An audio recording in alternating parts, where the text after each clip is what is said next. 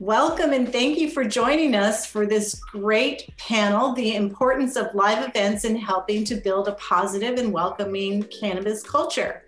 This is the 6th year of the Cannabis Sustainability Symposium, and you are here among the leading voices around the world pushing for more sustainable practices in our industry. Please visit www.cannabiscert.org to learn more about the Council and future symposium events. Now let's get started. My name is Susan Soares. I'm a longtime cannabis activist that worked on Prop 19, the Repeal Cannabis Prohibition Act, and served as chair of fundraising for Reform California. Also a volunteer for ASA, MPP, DPA, CalNormal, and all of the other alphabet letters.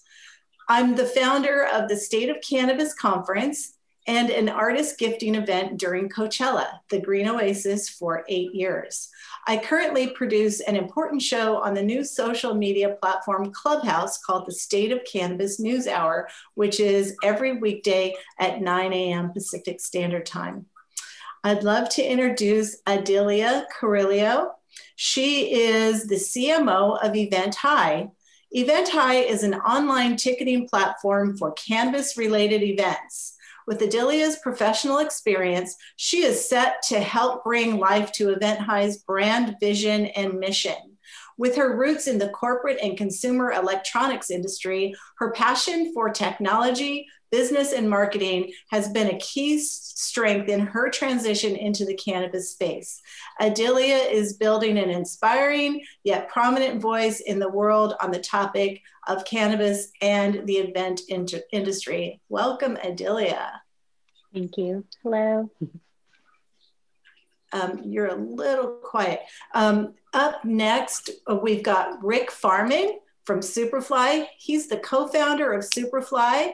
He is one of the creators behind iconic experimental properties like Bonnaroo, Outside Lands, and the Friends Experience, in addition to other various landmark experiences for clients, including Intel, Citi, Bravo, Google, Nike, Apple, and more. He plays a leading role in biz dev, identifying key opportunities to grow and expand Superfly's capabilities through strategic partnerships and investments. Rick also invests opportunistically in businesses that are similarly evolving culture, many of which align with his personal interest towards wellness, technology, and entertainment. Welcome, Rick. Thanks. Nice to be here. We also have Christy Price from KRMA Media, Inc. She is the founder of Karma Media, Inc., a publishing company committed to changing the narrative about cannabis for Black professionals, business owners, and entrepreneurs.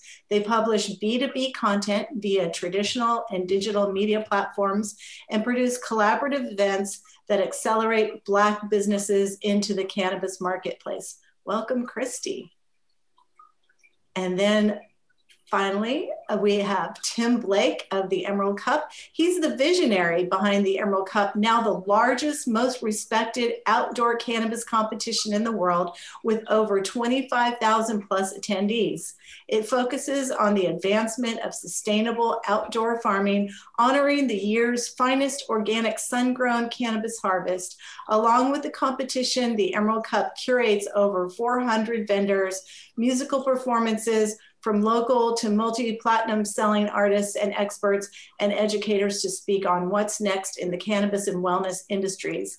His expertise and leadership are expansive and too lengthy to list here. Let's just say he's the man you want to know. And Tim, I'm sorry, I didn't update this enough to include what you added this year. So if you want to weigh in on your intro, go ahead.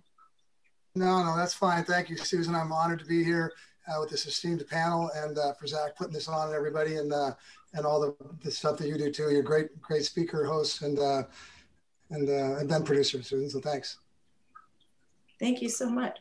So let's go with our first question, and I just want to throw this out there to anyone that wants to take it. We'll kind of do the popcorn method. audience, if you have any questions, go ahead and pop them into Q&A and we'll get to those as well. So here's a question for you. As we shift from counterculture to over-the-counter culture, what do you think are the most important things that we as event producers can do in our messaging about cannabis events? Throw that out to anyone. I'll jump in. I think the best thing that we can do is continue to educate on the importance of cannabis events. The education is really brought out through every different kind of cannabis event and experience, no matter whether it's B2B or B2C. It really is bringing education to the forefront for this plant. In regards to catering to the audience, it's really providing that extra touch and that extra communication all the way from them purchasing a ticket throughout the process, leading them to the event, during the event, and after. So those are two things that I would say is, continuous communication and using our voices to educate on cannabis events. Yeah, I agree with that. The education is a very critical component there. And also the normalization of cannabis for people to be able to come to events and be able to feel that it's okay.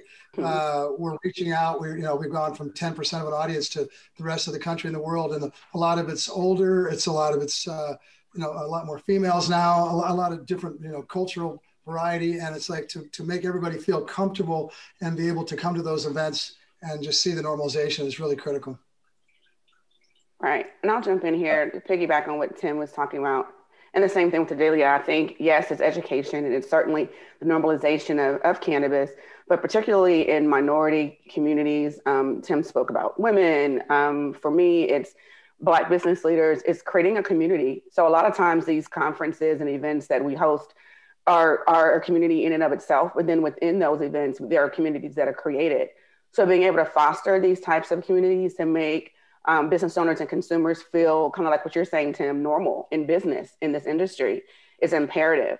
And oftentimes it's as simple as just seeing other people who look like you, who are doing what you're doing. And that's what these events and conferences have a tendency to usher in for folks. And so when I think about events in this industry, that's one of the things that I believe, especially when you speak with attendees about why they go to the events that they go to. Oftentimes the response is because they feel the community and they feel that it's a network that they are welcome in, safe in, and can grow and develop in. That's a really good point. We started off with the Emerald Cup and it was pretty much, Neanderthal white males from the Emerald Triangle. You didn't have as many females because it was a really dangerous business back then. And of course, minorities didn't come up here because they get pulled over and, yanked out of their cars and whatnot. So coming into Santa Rosa and Sonoma County, it's really been the evolution of bringing that diversity into the judges, into the speakers, into every aspect of the cup. And it's a very good point, Christy. Tim? Yeah, I'll just add a little bit on top of what everybody said here, that I think for consumer events in particular, there's a great opportunity to educate people, like everybody here was saying, and I'll go a little deeper on the different sort of uses and types of cannabis. I think all of us who are involved in the business know that, cannabis is not a singular thing, and the way that the plant can be used and how it can be beneficial to people is very broad.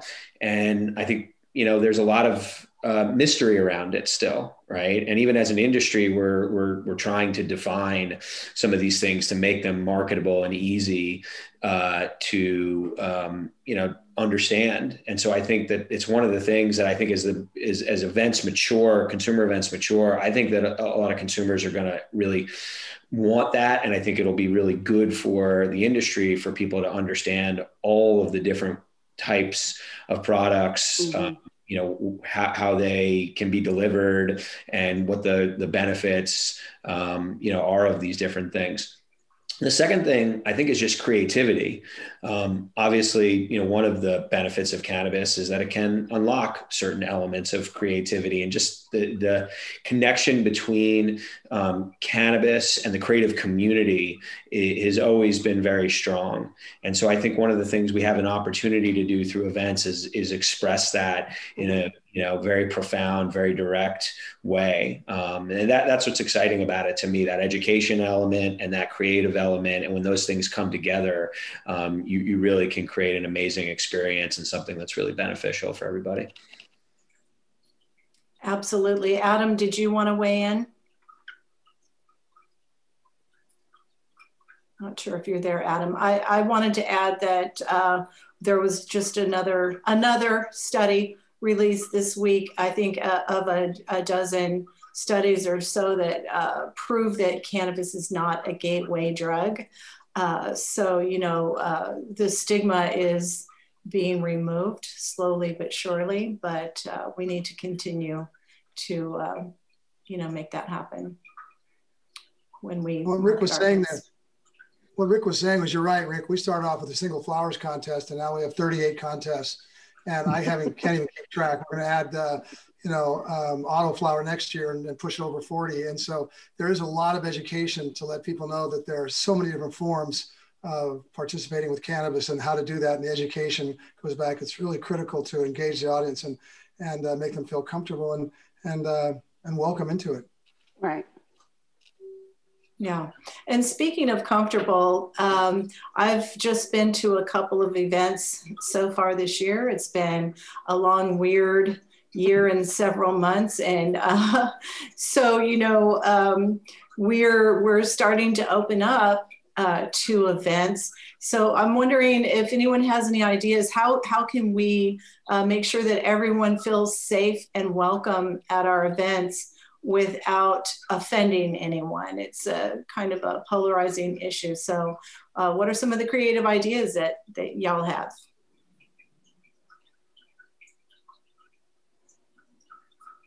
I'll hop on again. We'll just go in order. Yeah. So, the one thing that we're seeing, and it kind of goes into what I was saying with the first question, is for event organizers to really communicate the whole experience that they're going to be provided. So again, when you're creating with the ticket page, having with the description of how the event's going to be, how the event organizer is providing a safe space, even letting them send, constant email, not constant, but emails out, updating them, leading to the event, getting the attendees prepared on what they're going to have to do when they check in, just so that it's not, whether they're mask or no mask, whatever it is, you just have that information already to the event goer prior to them even getting at the event, so they know what to expect. I think it also goes at an education point for the attendee, depending on the event organizer, no matter what their viewpoints are as an attendee, they should respect the event organizer's requirements and setting that they're going to be providing for the guests, because there's so many different people coming in that everybody's comfortability is different. So again, communication on what the experience is going to be, and just hopefully understanding from the attendee on how to respect the event organizer's requirements for the event. Absolutely. Christy, did you want to go? Yeah, I was just going to say, the same thing is you can't really over communicate right now about in-person events and what to expect. So just like Adelia was saying, managing those expectations early and often, I think will be certainly helpful. I think it's never a great idea for the first time someone to learn about something is in the moment, like when they're being expected to do something. So, just really putting in some early thinking and some forethought into how you're going to communicate and how you're going to make sure that your attendees are aware, your venue is aware, and you have folks in place that on site that can answer some questions. You always have to be prepared for that 1 in a million chance that someone may not be cooperative. So having a plan for those types of encounters, I think, are also not anything you necessarily want to think about, but it's important. Like, security shouldn't be the first call. We should have on the team people who are responsible for de-escalating any of those confrontational moments that might happen. And no different than when you're at the airport or anywhere else where security measures are in place that are different than other places. You just kind of have to, as a team, as an organizer, kind of have thought it through in that way as well. Absolutely. Tim, did you have any ideas? Well, I'm comforted by the fact that we were talking today, Susan, and they put up a list, and there's over 12 major events before we get to the Emerald Cup this December. So I think we'll have a lot of this figured out, and we'll see exactly where all those levels are with Bottle Rock, Outside Lands, and everything else. So for us, we're feeling pretty good to be on the back end of everything. I'm also looking at the data coming from the spring break in Florida and a lot of the other events around the country, and they're really showing no outbreaks at any of these major events. So I'm really hoping that that bodes well for us, and that we have an easy segue into open events without any challenges. But Bottle Rock's in front of it, so we'll see what Bottle Rock does. Yeah, absolutely. Rick, did you have any thoughts? I'll just play off what Tim said. I think that the good news for, I think, people in the event business in general is that there's so much different activity that is going to be involved in developing this kind of protocol. I mean, sports right now, which is happening, and they're having, in arena fans, and, I think you're just going to see more and more of, some of the more established traditional, event gathering businesses, figure this out. And obviously it's going to be a little bit different for different municipalities and what's required. And you're gonna have to work through all those things. And, you're dealing with also, people that are already really taxed. Health departments and such have a lot on their plate. So it's going to be somewhat slow going, but I think that it's sort of everybody's sort of in it together. And I think the events that are going to be happening sooner are going to have to be a little bit more of the pioneers, and the events that are happening after are going to draft off of that. And, I think Tim is also right that, I think the data is going to continue to show that if you sort of just do the basic things that I think we all at this point know after a year, plus of sort of how you have to, behave, I think that people will, figure that out. And obviously with, the vaccination rates going up and things like that, I just think that the table is going to be set for these things to happen in a normal-ish way, and, with good cooperation from government and everybody figuring it out together. I like normal-ish. I think I'll have an event called Ish. It's, how can we be expected to know more than the CDC and the California Public Health Department and the Los Angeles Public Health Department and the Long Beach Public Health Department? They're all saying different things. And I think people are going to be really forgiving because we're so desperate to be together. I mean, I've heard about Life is Beautiful sold out in 50 minutes or something crazy like that. The Beach Life Festival in Redondo is selling out at $1,000 a ticket, and they don't even have a lineup yet. So, what other things have you heard? Has anyone heard about as far as ticket sales prices and things like that, and the people just wanting to be at events? Outside Lands sold out very quickly. I think we put tickets up on sale on a Friday. We were done by Sunday. That's wild. And it's Halloween weekend, right, Burr? Yeah, we moved it this year from August to Halloween to just give ourselves a little bit more time to have all these kinks get worked out. And at the time we made the decision, I think we weren't really seeing much other stuff booked for July and August. So it was sort of like, let's get kind of on the backside of this a little bit. The Burr thing, I actually laugh at because two things. One is that it's almost always cold in August.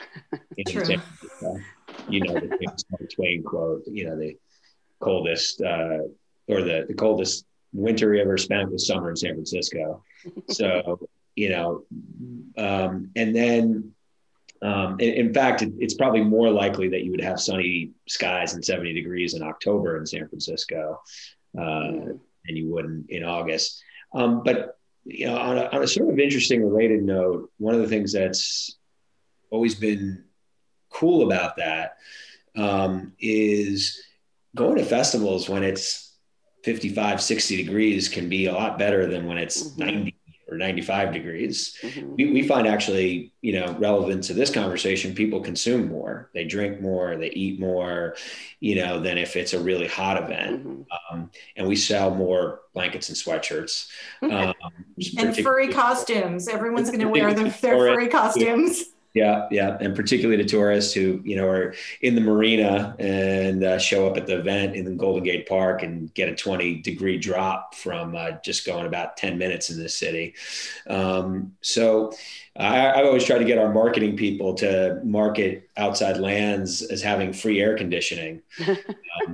That's not taking me up on that. So I'm not the marketing guy.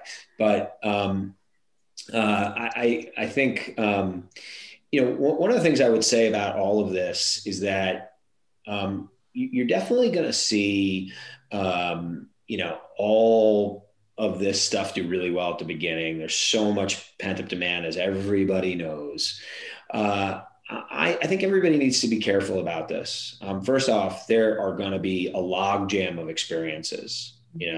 It's all going to pile up, and you're going to see people stretched not only for their dollars, but their time. You just can only go to so many things and participate in so many things. And so, I for one, am just telling, people around me to be careful and cautious, particularly as you get into the beginning of the next year, where I just think, mm-hmm. It can't happen at this kind of level for very long. There's, I think, real factors involved. So I think just everybody needs to be thoughtful about it. Eventually it'll all normalize. And I think in a general sense, people have now realized how valuable experience is in their lives, mm-hmm. right? You take something away is maybe when you realize how much you cared about it. So I do think actually for the long tail of experiences, I think it's very good. I think people are going to want to be out there. And then you also have these opportunities like what we're doing here. I think people learning about how to have virtual experiences through all of this is going to be beneficial. I think you'll see a ton of hybrid things. You'll see a ton of things that sort of, are fashioned in one way or the other. And, as much as I'm anxious to get back to things, I also feel like this ability to connect with people in this mode is also a very positive thing. And so overall, I think the future is really bright for experience. I think we all got to be mm-hmm. feet on the ground, though, as we get through this next year. Agreed. Absolutely. Did you have a comment on that, Christy? No, I was just agreeing with the guys. I mean, well, first of all, let me say, Susan, thank you for the data.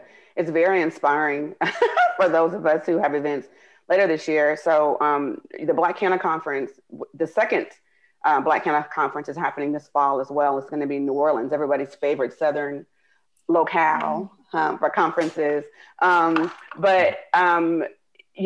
think the other thing that if you're new to events, or if you're thinking as an organization that this is, a space that you're looking to enter, I would kind of take Rick's advice and Tim's advice and maybe kind of watch and take notes over the next 6 to 9 months as things come back online. I think for those of us who have more experience, even we have some question marks and some things that we're just not sure of what to expect.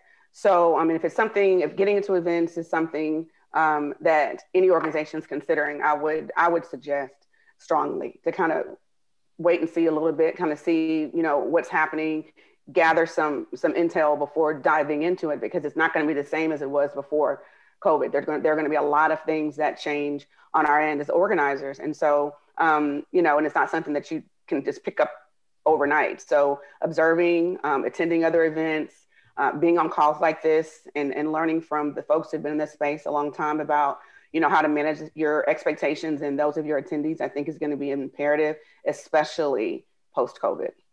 Yeah, and I think one of the really cool things about what has happened is that, because of this, we are looking at more sustainable practices. We are looking at welcoming more of the culture in, because people don't necessarily have to get on a plane and go somewhere, mm-hmm. So it's actually a beautiful thing, these hybrid events. Three points that Rick made are very true with us too. We're being very conservative with the Emerald Cup coming in the middle of December because of all those events, and it is going to drain a lot of that extra monetary, funds that people have to spend. And the other thing was that you're absolutely right. We find even with Northern California, with the events of Black Oak and Reggae and all the Northern Nights, when it's really hot, people don't drink as much and they don't smoke much cannabis because it's hot. How many joints are you going to smoke when it's 110 degrees outside? Something. And for us, doing the live streaming of our event this year, we never did that, but it gave us the ability to branch out to a nationwide and worldwide audience. And Social Club TV, we had over 10,000 signups just the last week alone. We had our largest audience ever view our award ceremony. And it made us realize that we really should have been doing that all along. Now it's a little harder for mainstream events, but for the Emerald Cup and for our event, for the contest, it really gave access to the worldwide audience, and it was really good for us, and we'll continue that in the future. Yeah, it's good for you, and it's good for the worldwide community. Yeah. So, which is something that we might not have done otherwise, but I think it's really great that we are able to welcome more people in and share our culture. And so this is a great thing. And speaking of sharing, one of the things, I think the last step, I mean, we're a long way from, well, maybe not from federal legalization, but, one of the last things that I think that we're really going to need to work on is, providing more opportunities for socialization and consumption. And I'm wondering if any of you have any thoughts on that. Well, it was sure easy when we had it. When we were doing it 3 years ago before legalization, it was really easy to consume and sample. They've made it very difficult. The BCC and the rest of them don't really understand it, how important it is, just like when you go to a wine festival, a beer festival, to be able to sample freely. And we've worked that out somewhat, but it needs to be just opened up completely. And it's really been an educational process for the state, the BCC, because they really haven't understood events, especially with cannabis, very well at all. And so hopefully over the next year or two, that will just open up considerably and make it a much more pleasurable experience for the consumers. To add a little bit more to that, it definitely needs to be walk through more and educated more, because you're right, with California specifically, the way they branched out for the CEO license was really to big events like the Emerald Cup, like Outside Lands. They weren't really thinking of catering to all the smaller events that do want to provide consumption. You have the ganja yogas, you have the sushi you have these small intimate gatherings that happen, and people would just want people to either bring their own or be able to provide that. So it's something that definitely needs to be discussed further and opened up more. I definitely agree, because small events can't afford that $1,000 a year plus $1,000 per event. Some of them only make a few hundred, and it doesn't make sense. So there's a lot. Yeah, that's a great point. We've done farmers markets up here for quite some time. They've done really well. We bring in 40 to 60 vendors. They're doing, not big bucks, but they're doing $4,000 to $10,000, but they're getting a direct access to the consumers and getting that long time brand affiliation. And those small brands need that. And those small farmers markets are really clear. You can go into every city in the state and look at how critical it is to those small farmers to be able to have access to those markets and how much business they do on a weekly basis. And they really need to open that up quickly and give the smaller brands and consumers access to that. Yeah, definitely. Rick, you've been working on really large events. What are your thoughts on the smaller, more intimate, more local events? I think there's a place for all of it. Even at our bigger events, we always try and create smaller experiences, because obviously that type of intimacy matters, and you can only do certain things in an intimate environment. So it's actually been one of the hallmarks of how we program our large events, is we have, lots of things that are for 100 people, as much as we have things that are for, 50,000 people.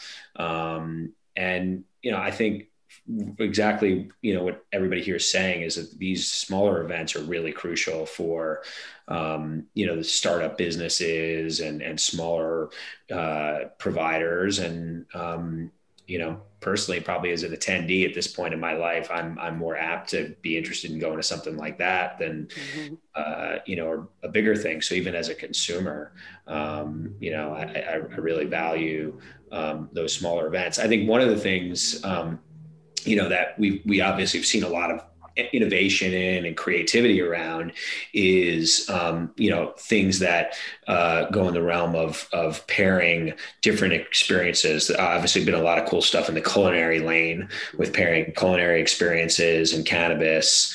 Caroline, who works for me, who hosts some of her own events and all around that kind of stuff, and has a whole sort of scene of people who are in their 20s and 30s who love going to those more intimate events that have those kind of pairing experiences. And so I think just some really cool innovation there from an experience standpoint. And I think particularly with sort of what cannabis, the benefits are and how it can be used, I think sometimes you have to do intimate experiences in order to really, express that through an event concept.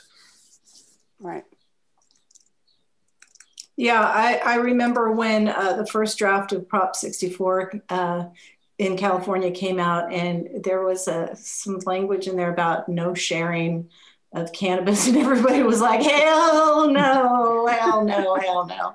This is our community and we share, right. and we need more opportunities for that. And I think that, they're working on that with the hospitality language that I can't wait to see.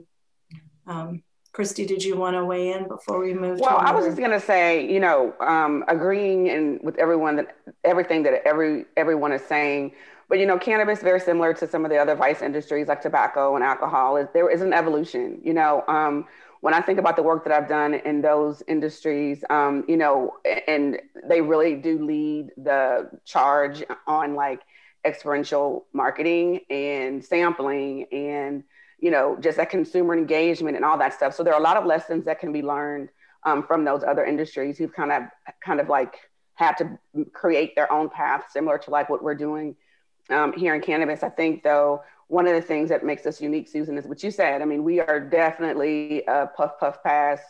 We share. I mean, we have a whole day, okay, where we, dedicated to sharing with one another. So, just keeping our eyes on the trends of what's happening in some of those other industries can also kind of help us in the cannabis space think outside the box about how we can become, much better, and it's not really up to us. I guess it's really up to the regulators. But I think as organizers, we can get real creative within the lanes of creating like experiences for folks to really touch and feel and, really have that sensory opportunity with the plant when we have these events. It's very important to the educational piece in particular. So I'm looking forward to seeing how we advance in that space.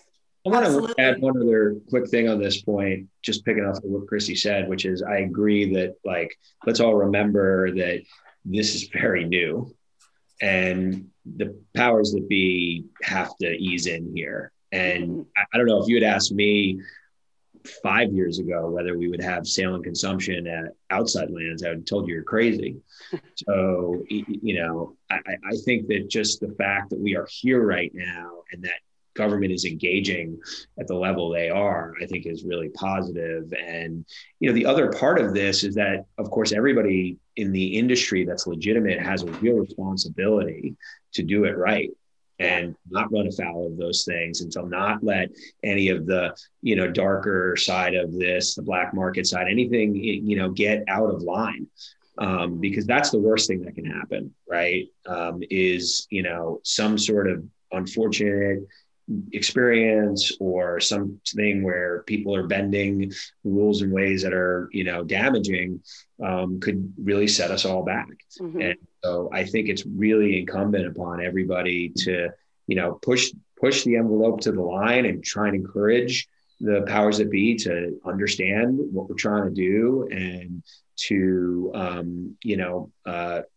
be forward in terms of what we're trying to accomplish, but at the same time, do it in a way that, government's going to walk away and say, okay, those people did it professionally and they were straightforward. And now we can take that next step of, opening up this other, thing that, or releasing a restriction on something now that they have gotten that comfort level. And so that's definitely the approach we've taken, particularly at grasslands, at outside lands, is to just really kind of ease into each of these things. And I think, we'll all get where we need to go, because we know actually that doing it the way we want to do it is not going to be damaging. Right. We all know that. Right. And so I think it's really about just proving ourselves as an industry in that regard. Yeah, good point, Rick. Thank you for that. We have to be good stewards, and that is so important. We're setting the example. I wanted to say something about Christy's point about we have a whole day. Guess what? We have another day. It's today. 5/20 is Cannabis Freedom Day. Master P has launched Cannabis Freedom Day, and it's a day when we, enjoy exotic cannabis and think about those that are still in prison for this plant. So happy 5/20, y'all. Happy 5/20. The first year that we did that first event, the BBC wanted us to, they wanted us to take all the products off the floor and off the site each night. And we had to explain to them the security and complexities of doing that. They also wanted us to destroy anything that had come onto the tables. And we just had to sit down and work with them. It actually cost us almost $500,000 to convince them to let us basically build vaults behind the tents, the distribution areas, and then put armed security overnight there and, allow us to not throw away all that material. And we really had to teach them. The second year coming in, they were like, oh, what were we thinking? So it really went a long ways, but it was a very expensive lesson. And while we were doing that without naming names, we had other events that were just riding around with things on quads through the parking lots, running stuff through, and kind of like, look, and you know what? None of them ever got in trouble. And we were kind of like, we don't want to kind of snitch on anybody, but why are we spending $500,000 and then you're letting this stuff do such bad practices? I'm not going after the BBC, but it was a kind of a challenging moment there for the first year. But now you guys have gotten into grasslands and everything else, and they've come a long ways. They have evolved, and we're going to be doing quite well in the next couple of years. Yeah, and guess who's still alive, Tim? True. You're right. The other two events, one's on and the other's on the ropes. You're right. Right. I know that we only have Rick for a limited time, so I wanted to get to a question from the audience specifically for Rick. It says, Rick, you have had major beer and wine sponsors at Outside Lands in Bonnaroo. How important is this type of sponsorship for their brands? And do you think this type of sponsorship for cannabis brands will be equally as important? And after Rick answers that, I'd love to have Adelia weigh in on what they're hearing from brands and sponsors over at Event High.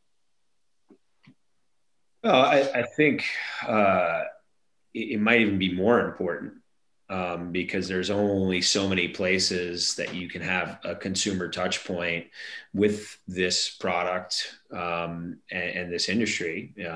Obviously dispensaries are one, and most dispensaries don't have consumption opportunities. And so if you have an opportunity to actually have a consumption experience as a brand, I think that's huge. Even if it's not sampling, although agreed sampling, should and probably will happen, but that I think is paramount. It also allows you as a brand to express a lot about what your connection to cannabis is, who you are. And, like I talked about the creative element before, how you represent in that way. One of the things that Superfly has sort of pioneered is creating, very, immersive and, valuable, integrated experiences. We always, whenever we create these things, we always start with, what is going to be good for the fan, right? Well, why is a brand at my event? What value are they providing? We don't do, logos on stages and presented buys and all that kind of stuff. We've always felt there's a better way to do this. And it starts with trying to figure out what the connection between the brand and what they're trying to get out there as their message and the consumer experience is. And we can usually always find something that feels additive to the consumer experience, not just an advertisement in people's faces. And I think one of the really awesome things about cannabis right now is that the brands themselves have a pretty interesting and I think very positive relationship with audiences. You look across the spectrum, and it's not like there's too many brands, or any maybe, in the cannabis space that elicit negative reaction, right? In other sort of industries, somebody might say, why is this car company, or why is this financial services company, or why is this insurance company at my event? What are they doing here? Well, with cannabis, I think we had maybe 25 brands at Grasslands, and you walk around and it's fun. It's like, look at all these different things and these new businesses. And, there's almost zero negative connotation to any of the brands. That said, we've been very careful to not make it a brand fest, right? There still has to be, our events, creativity, and, consumer experience, layered on top of all of that. So you can feel like it's just as much a part of the event as anything else. But I think brands have great ability to add to an event. And I think for brands themselves, I think it's crucial. If you're going to be a meaningful brand in the space, you've got to be out there at events, and you've got to be, projecting your brand in a way that, really displays its values and its value to consumers.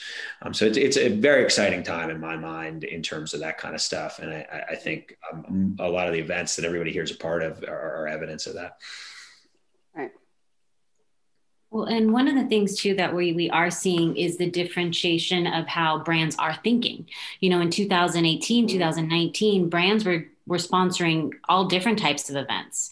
Then we went through COVID, and now what we're seeing is brands are hungry again. They're reaching out to us, seeing what events are happening throughout the U.S., nationwide, but they're actually asking more questions. They're more specific. They're like, do you have events that are more catered to health and wellness? Or, they're actually being mindful of how they're representing their brand now. Whereas before, it was really anywhere and everywhere.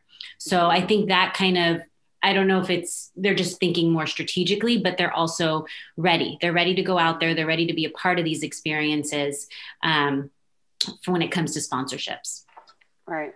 And I think if you are, and this is going to just kind of, again, continue the conversation both Adelia and Rick were saying, but on the brand side, one of the things that we found really worked for Black Canna Conference was kind of creating personas, for the brand. So it's like, you're a brand that does this, or you're a brand that wants to appear this way. And it kind of helps, sponsors think about, again, being, strategic about what message or how they want to appear to a particular group or to a particular audience. And so, kind of thinking ahead, for potential sponsors or, and for potential exhibitors as organizers, also pays dividends, because you kind of take away the mystery, particularly for those brands who are new to events.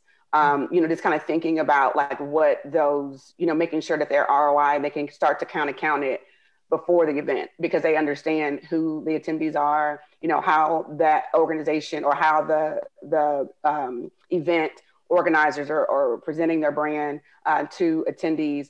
All of that, I think, is really important also. And again, I think it goes back to what Rick was saying.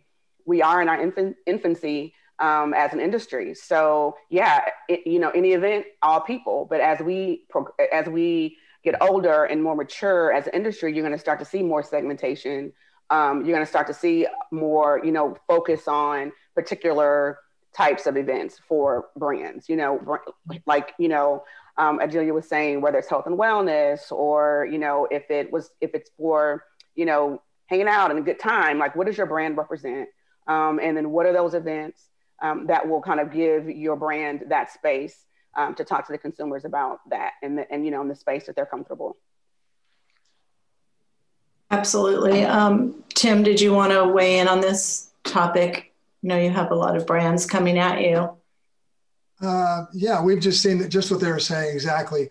They're really looking at, I don't want to use the word stoner audience, but the people just getting high, and they're looking so much more towards that wellness, fitness, even the psychedelic side, mental health, older people, more feminine, more towards the females. And you're just seeing it really expand out into that audience. And where the Emerald Cup was catering to a different type of audience before. And but they, I was looking at the questions. They still want to be able to consume, and they still want to be able to get access to as much free medicine as they can. And the brands are willing to give it away. And now they've restricted us, but they're starting to open that up. But you're gonna see that really open up in the next year or two, because federal legalization is going to come in, and then it's just going to go across the country very quickly. So I was wondering, Tim, there's this great article. I dropped the link in the chat.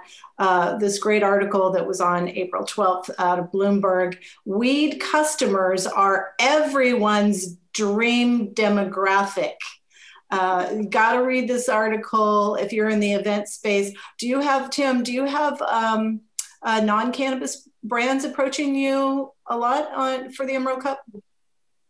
We're going to be dealing with that a lot more as we go into LA. That's something that we've looked at with the Emerald Cup in Santa Rosa, and we were just starting to branch into that. It'll really expand as we go into LA. And, it's really just crossing that line where, a lot of traditional companies didn't really want to put their name on that. And now it's like Rick's seeing and Adelia, it's really coming on very quickly, where you're going to see a Sweet Greens or even a Tesla or somebody that's willing to step out, because it is a great demographic. Cannabis people spend money. If you look at the numbers, they spend money. They're very forward thinking, a very peaceful audience. You don't see a rowdy audience. You don't have nearly the issues you have with alcohol. And so it's something that the traditional companies are going to jump into very, very much so in the next couple of years, and they already are. That's great. Okay. Another question that's kind of in that same line. I'd love to hear from you, Rick, before you have to go, and also give you an opportunity to, sorry about that, my phone is ringing. Give you an opportunity, Rick, to talk about any other events that you have in the future. But the question is, without traditional marketing available to cannabis companies, how important are events for cannabis brand building? Well, I think we covered a good deal of that in the answer to the last question. But again, it's pretty paramount. I mean, there's just how many consumer touch points do you get? And, I think also, whether they're cannabis events themselves, or whether they're events that have cannabis at them, like Outside Lands, I think the opportunity to engage new customers and educate new customers is unique. Look, we all know when people go to events, that's a time that people use cannabis. And so it's the same reason, beer companies have always sponsored, concerts, is because that's a time when people are apt to have a beer. So it's the natural home, frankly, for brand integrations. And, I think we'll just see more and more opportunity there on all sides of the industry to create experiences that, use brands to enhance that experience and to make it better and more financially viable, and ultimately, the best consumer experience. So I just think this is a really rich spot, and I think we're just getting started on all the cool things that can happen. And outside of Outside Lands, and by the way, how do we get a ticket? Just kidding. Not really. Do you have any other events planned in the near future? At Superfly, we have all sorts of different things we do. So we create a lot of different experiences, not just festival events, but location-based experiences. We also have a marketing agency, as I think was mentioned earlier, that helps brands use experience in their marketing. And so we did a bunch of events last week, actually, with the brand. We've got a bunch of stuff coming up. And so always looking to do stuff, that is meaningful. And then we have a venture business where we sometimes invest in other events and experiences and things like that. So yeah, lots of different stuff coming on. hopefully lots of opportunities to be, working with cannabis. Some things that we do fit very well with that, like outside land. Some things, are more difficult. Some things are not in places where you can do it yet. But always have an eye towards where we can expand and include cannabis. Well, thank you, Rick. We appreciate your participation in this panel. And we know that you've got an appointment that you've got to go to, but thank you so much. Did any of the other panelists want to weigh in on what future things you have going on? Yeah, just quickly, thanks everybody for having me. Sorry, I've got to jump, but I appreciate being part of this. And it's really great to meet you, Adelia and Christy and Susan, and great to see you again, Tim. And, if anybody wants to get together after this, I'm always available and interested in continuing the conversation. So thanks so much. Check your inbox. I'll have an email shortly. All right. Right on. Y'all take care. Later. Thanks. I wanted to weigh in on what Rick was saying, going back to the brands. That was one of the things too we really saw in 2019 was brands were still participating in other events, but they were also really focusing on their own experiences. And they saw that the value was getting that one-on-one with their customer, being able to really explain or provide an experience that showcases their brand in the right light. And I'm hopeful. I think that that'll still happen. I believe, those small intimate gatherings are really going to thrive over the next year or so as people start to get more comfortable being out. But that was something that we definitely saw was brands getting creative on, hey, maybe, in between these bigger events, we host little monthly events for our audience. So just to share some of that. And what events do you see, Adelia? Let's see, the question came in. Adelia, what are the most popular type of cannabis events you are seeing on your ticket site, and which states have the most cannabis events? So two-sided question. So really looking at the data 2019 and 18 dinner events, those kind of infused dinners, and really health and wellness and education. Those are the three type of events that we really saw scale from state by state that were allowing events. Right now, and honestly, maybe for the next, I don't know if forever, but California really is paving the way with cannabis events. They're happening all over the state. And so that's where we are still seeing the most events happening on our platform. We are now in 45 states though. And we are starting to see, the states that are more medical are definitely more educational focused, workshops for the patients. The states that are a little bit more experienced or have been, more in recreational, we're starting to see those B2C, just festivals, meetups, those infused kind of gatherings. But the top three, no matter what, across the board are the dinners, the health and wellness, and education. What about ticket prices? We've got inflation, we've got extra safety measures. Are ticket prices staying the same? Are they going up? Have you guys really tracked that? So this year, we're not seeing, now that events are starting to happen in person, we haven't seen too much of an increase. So I don't know if it might be counteracted to the sponsorships they're going after, or if event hosts are taking some more of that cut just because they want to still, be accessible. But as of right now, we haven't seen too much of an increase in the type of ticket costs yet. I think that might change though, because you're right. There's going to be all these things that they have to start really catering to and thinking about. But not so far, not yet. Christy, do you have any insight on this? I think from my experience, when you're in a niche industry, we don't have the same challenges, I think, that some of the broader industries have in terms of competition and, all the different options, for events. So I think that kind of safeguards our rates and pricing and things like that.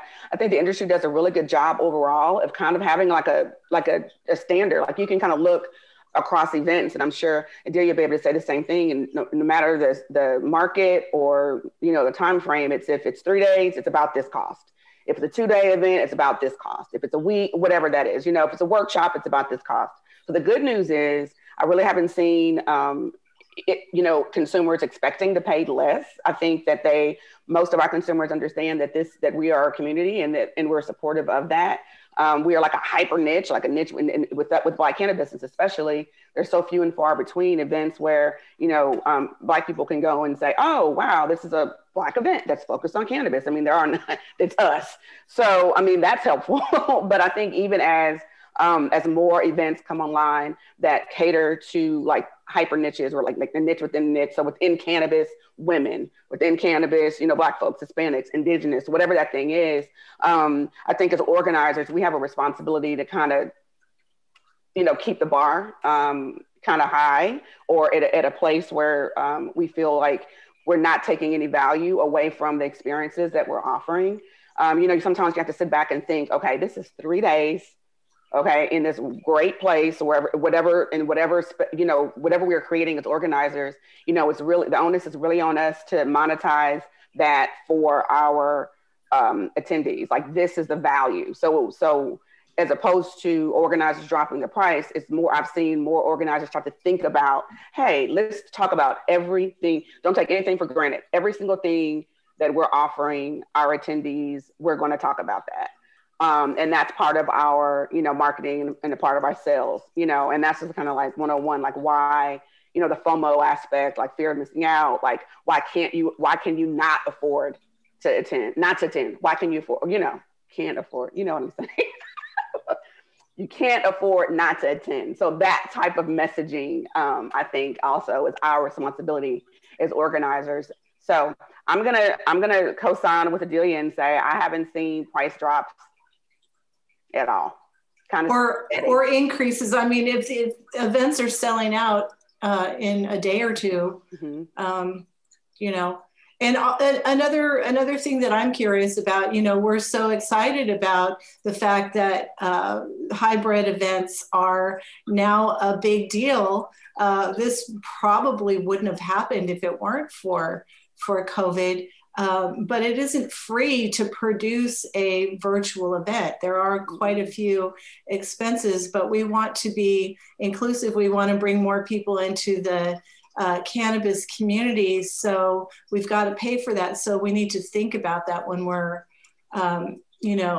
pricing our tickets. Right. And maybe that's a sponsorship kind of thing. Tim, what are you guys doing at the Emerald Cup to supplement the costs of the virtual piece? Well, we've done sponsorship and we've done actually quite well, but for last year's event. But I think that's going to change as we move forward. I don't think that the virtual events, I mean, it is still hard to get people to pay for virtual events. So it's not about charging them, it's about getting sponsorship to people to come in and pay for that. And because there wasn't any events, the Emerald Cup doing the virtual event last April, we had a fairly easy time finding those sponsors. We're not planning moving forward next year to have large sponsorship for virtual events, except that it will give people access, again, to go across the country and the world. And we're definitely keeping our prices down because you can see Outside Lands and Bottle Rock. I mean, I didn't quite get those shows at first because I'm up here in the mountains. I mean, I'm from the old school. You go to the festivals, but when you see what the value you get, even for a $500 ticket, and you've got Guns N' Roses and Stevie Nicks and Foo Fighters, and they're giving you so much bang for the buck that for a smaller show like us and a lot of the smaller shows, you really have to not charge too much and stay down below that. And so again, we do the same thing. We try to highlight the speakers, the wellness, coming in the different aspects of the show in conjunction with the cannabis and the music too. So, we're really just trying to get the most we can for people and highlighting that, like Christy said, so that we get people to really want to attend. What Adelia was saying about the dinners, it's amazing to see how large that audience has grown and really expanding. I went down to Lowell's in LA when they were Lowell's, I think they changed their name. And that was such a wonderful experience to go in there and just see people freely imbibing in a restaurant. It was so natural. I was the biggest thing, even for me as an event producer, it's like, wow, I'm in a restaurant and this is natural. Yeah. And it felt so wonderful and ecstatic to be part of that. And to be able to see that go and into every city in the state and eventually the country is going to be really inspiring for our community. Yeah. So one thing to add with the sponsorships and those hybrid events, you know, it really is just another opportunity for the sponsors to get more exposure. So it's, you know, you can literally increase the sponsorship a little bit now because they'll get that extra representation through the virtual component, and you're getting people, you know, nationwide or globally to watch. So there is benefits. You know, last year we saw event organizers, a lot of them were doing it for free. I mean, Susan, we've talked about it multiple times last year. Everybody was hosting these virtual events for free. And then by the end of last year and the beginning of this year, now people are willing to pay, but also event organizers are understanding the value that they're bringing and the work. They're saying, okay, I put this time in, I was there for the community, but you know, now it's time to start generating some income, because it does take time and money to do these. Yeah, but like Christy said, what's important is the ROI, the return on investment. They want to see that you're getting the viewers. They'll definitely pay, but they want to see that it's really being, you know, watched and people are there. Yeah. Sorry, and I think Christy. No, you're fine, Tim. I mean, we're on a roll now, just talking.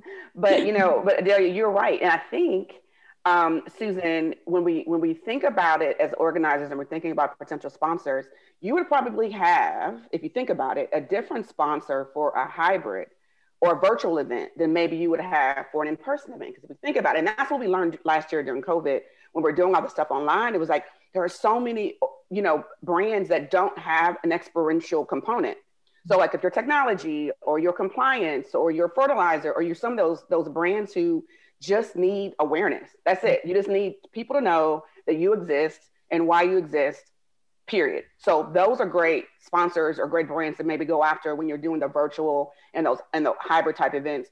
Whereas, you know, more CPG and consumer facing wellness, you know, where tactical and like hands-on experience is much more important to the brand, they're more likely to do in-person events. So I think what COVID and what the last 18 months has really shown a spotlight on across industry, not just in cannabis, it is how we as organizers can rethink about how we approach different sponsors for the different types of events that we're now putting on. Because virtual was never a thought over our heads, never was like, what? Like before 2020, no one's thinking about that.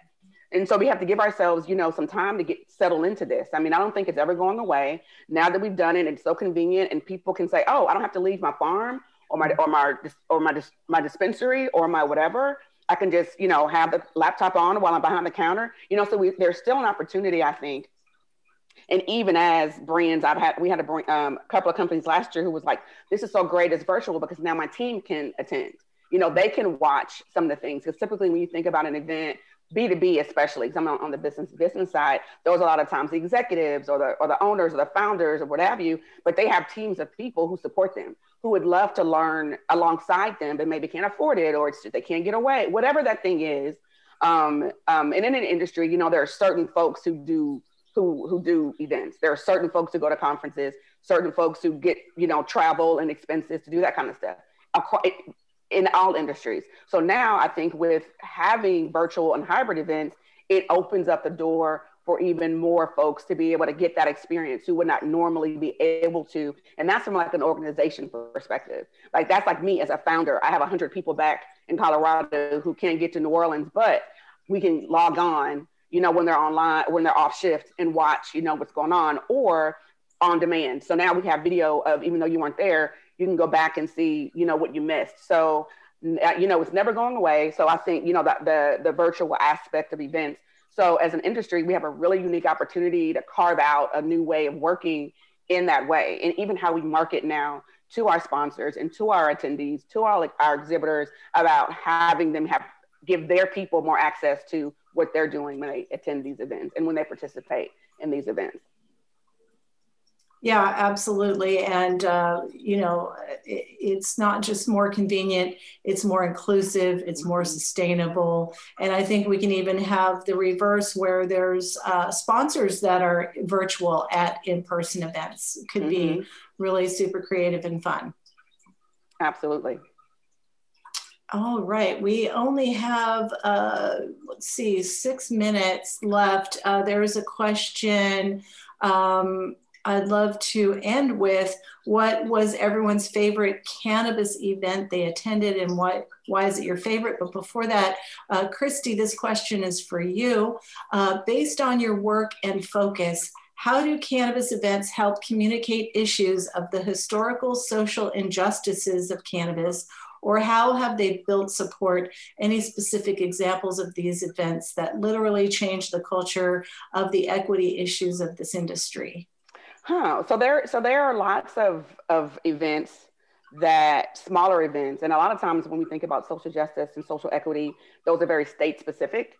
Though there's a national conversation about the need for social equity and social equity programming, you'll find a lot of those things more regional and local events.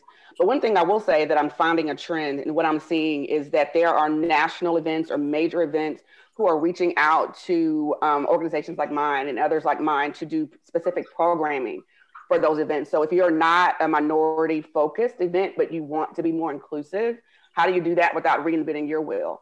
So what we do, we have a couple of different monikers and brands that we kind of implement across the country. And one of them is the Diversity Matters Luncheon. So it's a luncheon that we kind of pick up and we travel. Right now we're in collaboration with the CBD Expo Tour. And so we'll be in Atlanta next month. We'll be in Chicago in October. And it's one of those things where it's an existing event.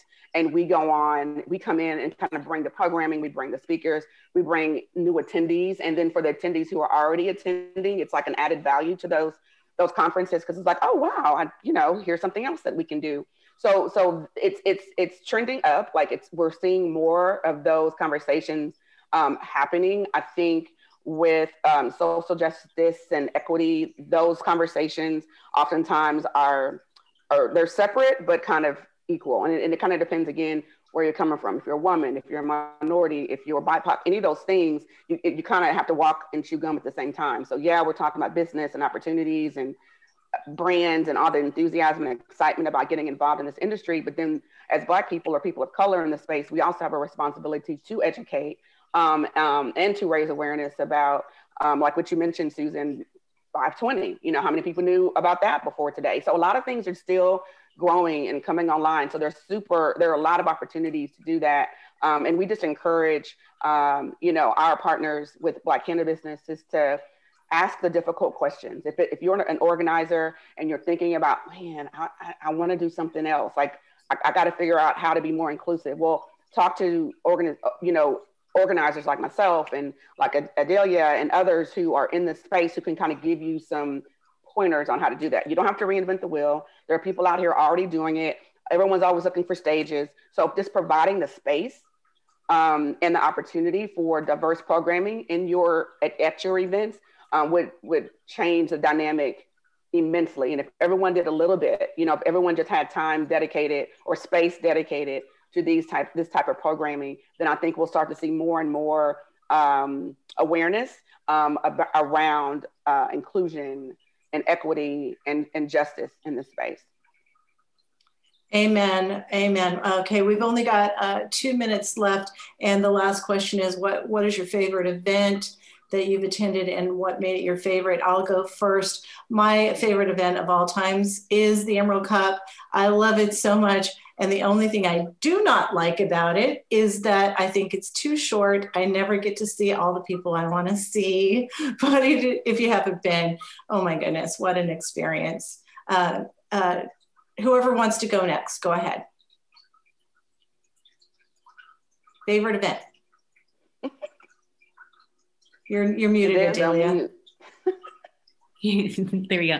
I have two. I can't narrow it down between these two, but I would have to second the Emerald Cup. It's around my birthday every year. So that has been like my birthday tradition. It's like a reset for the end of the year, celebrating with everyone. And then the second one is Meadowlands. Both of those experiences to me have been, in a way, life-changing and just reconnecting with the community, with the plant on two different experiences. So those are I'd have to do those two. Thank you. Yeah.